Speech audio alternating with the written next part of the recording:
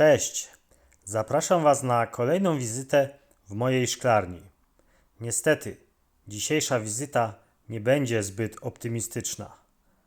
Ale na początku zobaczcie.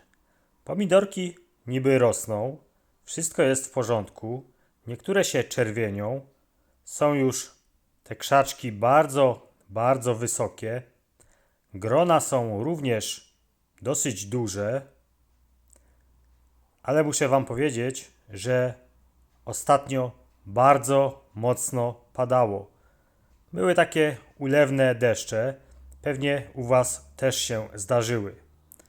No i zobaczcie. Choroba grzybowa pomidorków. Tak zwana zaraza ziemniaczana, która charakteryzuje się tym, że na łodygach, na owocach pojawiają się takie czarne plamy. No i praktycznie pomidor jest do wyrzucenia. Spróbuję Wam pokazać, jak ta zaraza ziemniaczana prezentuje się na łodydze.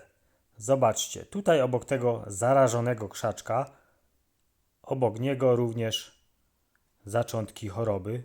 Na łodydze taki oto brązowa plama. No i ten krzaczek również jest do usunięcia, tym bardziej, że zobaczcie tutaj zielony pomidorek już jest także zarażony. No nic, spróbuję jeszcze uratować kilka krzaczków, a Wy zobaczcie, co można jeszcze zrobić. Na początek należy się zastanowić, skąd ta choroba grzybowa mogła się znaleźć w szklarni. Zobaczcie, w moim dachu są takie mikroszczeliny i przy bardzo mocnych opadach deszczu tutaj gdzieś woda sobie cieknie, spływając po sznurku, po łodygach. Prawdopodobnie to jest główną przyczyną porażenia tych moich pomidorów.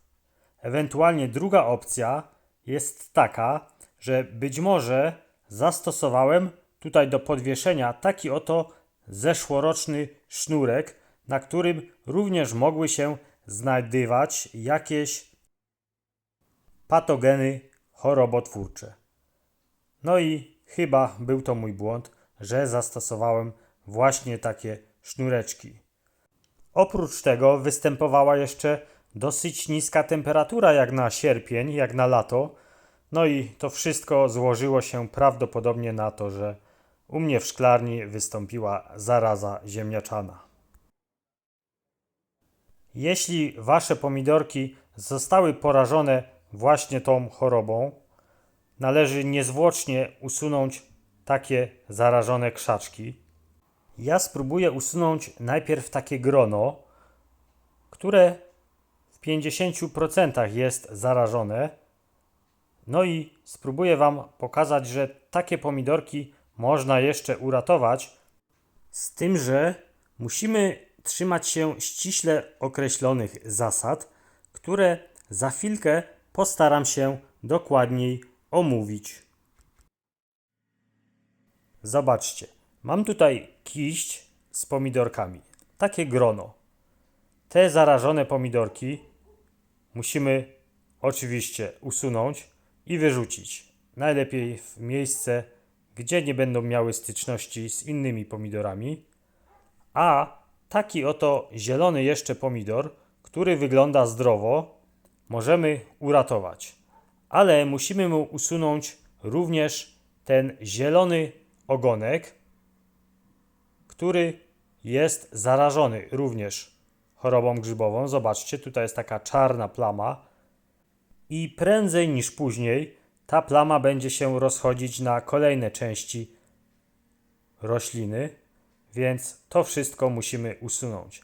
A takie pomidorki można jeszcze uratować, ale musimy się zastosować do kilku zasad. Zaraz spróbuję je omówić.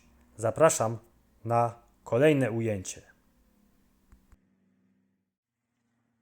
Po pierwsze, musimy usunąć zarażony krzaczek z naszej szklarni, ponieważ inne pomidorki, które są zdrowe, z pewnością zarażą się od tego już porażonego. Miejmy nadzieję, że to nie nastąpi, ale usunąć ten zarażony musimy na 100%. Najlepiej wyrwać go z korzeniem, absolutnie nie dawać na kompost, tylko w miejsce, gdzie nie będzie miało styczności z naszymi innymi uprawami. To wszystko już nie nadaje się do niczego, a krzaczek jest zniszczony, zarażony patogenem zarazy ziemniaczanej. Dobrze, ja go tutaj odwiązałem. Oczywiście ten sznureczek, który jest na górze, również usuwamy. Nie wiem, palimy, wyrzucamy do kontenera na śmieci, byle nie do bioodpadu. Tutaj kolejne pomidorki, które odzyskałem. Zobaczcie, tutaj one są zarażone tuż przy łączeniu tej zielonej części z owocem. No i prawdopodobnie te pomidorki już również będą zarażone, ale na razie są zdrowe, dlatego możemy je w taki sposób odseparować od tej zielonej części, tak jak i pozostałe, a to wyrzucamy. Jeśli robimy to narzędziami, to takie narzędzie również musimy zdezynfekować, a dłonie umyć. No i teraz takie pomidorki zielone musimy w jakiś sposób przechować. Można to zrobić w takiej plastikowej skrzynce, która oddycha. Można to również zrobić w jakimś kartoniku, ale ja wykorzystam do tego taką oto skrzyneczkę. Najlepiej rozłożyć sobie te pomidorki w taki sposób, aby one nie miały ze sobą styczności. No, mi się one tutaj troszkę kulają ze względu na to, że ta skrzyneczka jest na nierównej powierzchni, ale potem sobie to ustawię. Chodzi o sam fakt. No i dołóżcie do tych pomidorków jabłuszko. Najlepiej, jeśli ono jest czerwone, wtedy ono wydziela taką specjalną substancję o nazwie etylen, która przyspieszy dojrzewanie, czerwienienie się pomidorków w okolicy tego jabłuszka.